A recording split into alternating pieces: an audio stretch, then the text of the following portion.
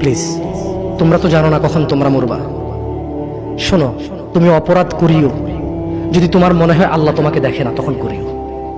তুমি অপরাধ করিও যদি তোমার মনে হয় আল্লাহ তোমাকে জিজ্ঞেস করবে না, তুমি নিশ্চিত বেঁচে যাবা।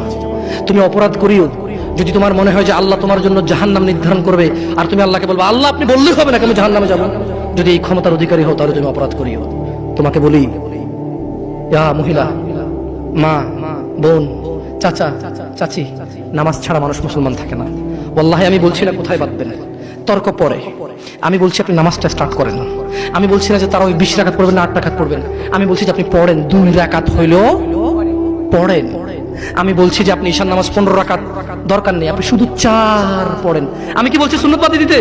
আমি বলছি যে তুমি পড়ছো না, শোনো, ভয় পেও না, ঈশান নামাজ 15 রাকাত তোমার উপরে ফরজ নয়।